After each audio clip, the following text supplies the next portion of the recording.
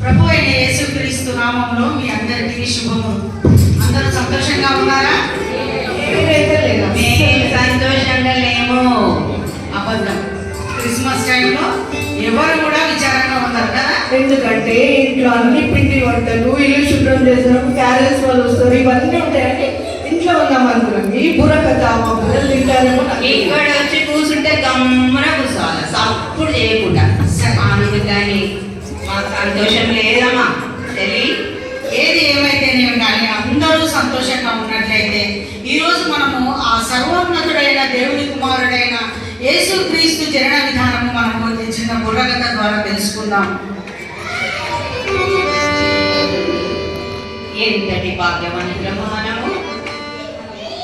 నిజంగా కదా, అది ఎంతటి భాగ్యము, అది ఎలాంటి సంగతి, ఎలాంటి ఆశ్చర్యకరమైన మాటలు వింటున్నాము. ఏమనగా ఒకరోజు గాబ్రియేలు అనే దేవదూత గలిలయలోని నజరేతు అనే ఊరిలో దావీదు వంశస్థుడైన యోసేపు అనే ఒక పురుషునికి ప్రదానము చేయబడిన కన్యక యొద్దకు దేవుని చేత పంపబడెను. ఆ యొక్క కన్యక ఎంత ధన్యురాలు. ఇందాకనే మన పాస్టర్ గారు చెప్పినప్పుడు ఆ యొక్క కన్యకలా ఉండాలి అంటే దేవుని దయ పొందుతుంది, దయాప్రాప్తురాలాగా ఉంటే ఎంతో ధన్యకరం. ఈ రోజు యేసుక్రీస్తు కూడా మన హృదయంలో జన్మిస్తాడు. నిజమే, అక్క వాళ్ళు చెప్పిన విధంగా మరియమ్మ చాలా ధన్యురాలు కదా. ఆమె దేవుని దూతను చూచింది కదా. మరి దేవుని యొద్ద నుండి వర్ధమానము ఆమెకు ఆ దూత ద్వారా రావడం జరిగింది. అది ఏమనగా, ఆ దూత లోపలికి వచ్చెను,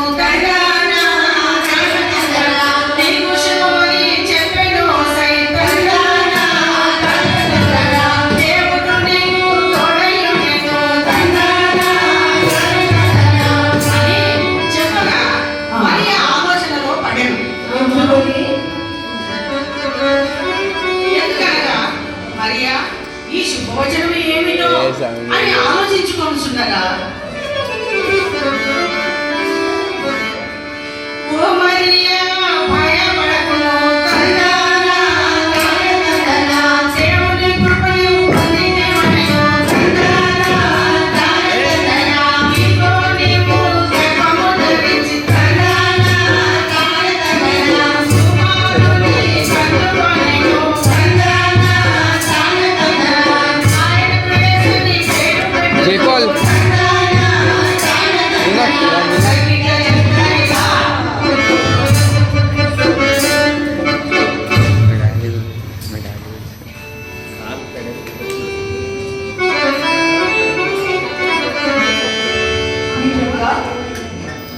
కనుగొనెను.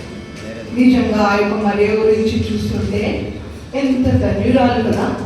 సో ఆ ధన్యతను మనం కూడా పొందుకోవాలంటే ఆయన దృష్టికి మనం దయ పొందిన వారమే ఉండాలి. అందుకు మరియా, నేను పురుషుని ఎరుగనగానే ఇది ఎలాగ జరుగునని దూతతో అనగా, అవును కదా. అందుకు ఆ దూత, పరిశుద్ధాత్మని మీదికి వచ్చును,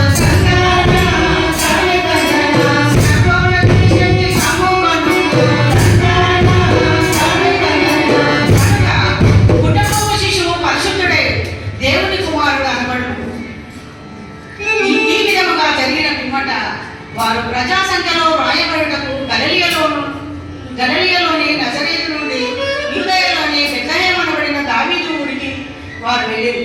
అనగా ఆధార్ కార్డు లాగా నాసింది. ఓహో, రేషన్ కార్డా? అది లేక మనకి ఏది దొరకదు కదా. వారక్కడ ఉన్నప్పుడు ఆమె ప్రసవ దినములు నిండాను కనుక తన తొలుచూలు కుమారుని కని పొత్తిపుడలతో చుట్టి సత్రములో వారికి స్థలము లేనందున పశువుల తొట్టిలో పరుండబెట్టారు.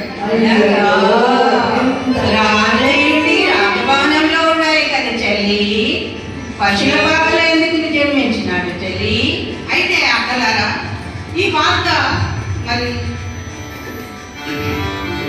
లోక రక్షకుడైనటువంటి ఈ గొప్ప సువార్తను మరి అందరికీ కూడా తెలియజేయడం జరిగినది. అందరికీ అనగా మనం స్కిట్లో చూస్తుంటాం కదా, చిన్నపిల్లలు చేస్తూ ఉంటారు. మొదట ఎవరికి తెలుపబడింది? గొర్రెల కాపరులు. గొర్రెల కాపరులు పొట్టముల ఉండగా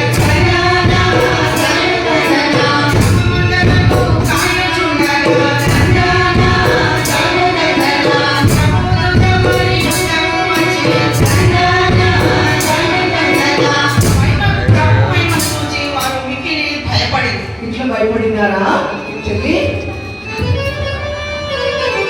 ఎందుకు దూత భయంకరంగా ఉండిందా? వాళ్ళు ఎందుకు భయపడినారు? వారు కూడా మనుషులే కాబట్టి మరి ఆ ప్రకాశమానమైన దేవదూతను చూసి వారు భయపడడం జరిగింది.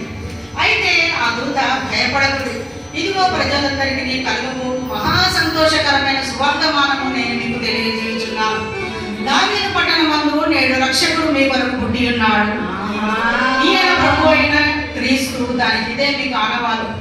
ఒక శిశువు పొత్తిగుడ్డలతో చుట్టబడి ఒక తొట్టిలో పండుకొని ఉండటం మీరు చూచేదరని వారితో చెప్పాను. వెంటనే పరలోక సైన్య సమూహము ఆ దూతతో కూడా నుండి సర్వోన్నతమైన స్థలంలో దేవునికి మహిమయు ఆయనకి ఇష్టమైన మనుషులకు భూమి మీద సమాధానము కలుగునుగాక అని చెప్పాడు. ఆయనకి ఇష్టం అంటే ఏంటి చెల్లి? ఆయనకి ఇష్టమైన పనులు చాలా, ఇంట్లో అన్ని క్లీన్ చేసుకుంటూ బాధ్యతలన్నీ తీసుకోవాలా, పిల్లలు వండి పెట్టాలి, హస్బెండ్స్ అన్ని పంపించాలి, అదే ఇష్టమైన. అదేనా చెల్లి? సర్వోన్నతమైన స్థలములలో దేవునికి మహిమ,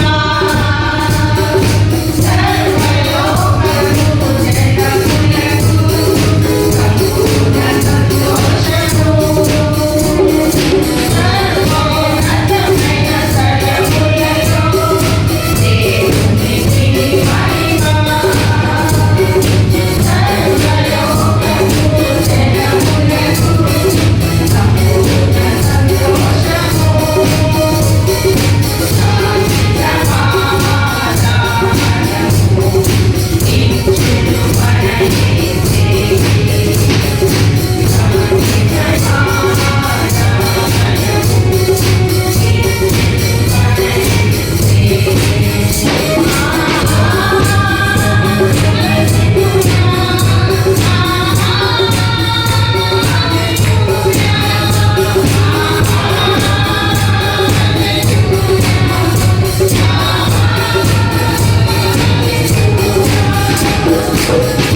అక్కడ మరి ఈ దేవదేవుడు పుట్టుక గొల్లలకు మాత్రమే కాదు కానీ జ్ఞానులకు కూడా తెలుపబడను.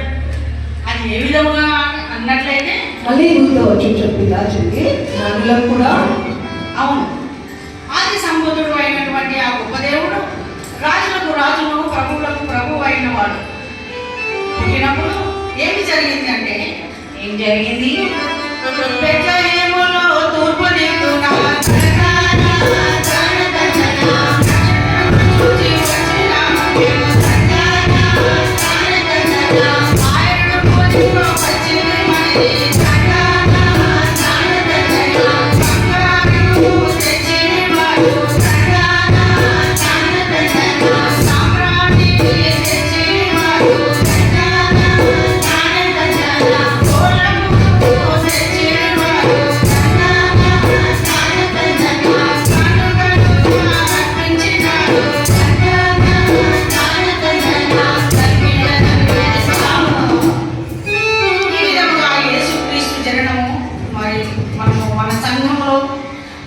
సండే స్కూల్ పిల్లల ద్వారా యూత్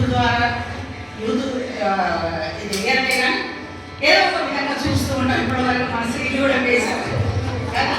మరి ఈరోజు మేము చిన్న ఊరకథ ద్వారా మేము విధంగా చేస్తే బాగుంటుంది అనే ఆశ కలిగి చేయడం జరిగింది.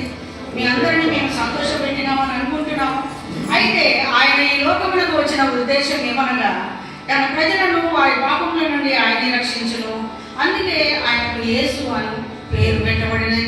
దేవునికి మహిమ కలుగును గాక.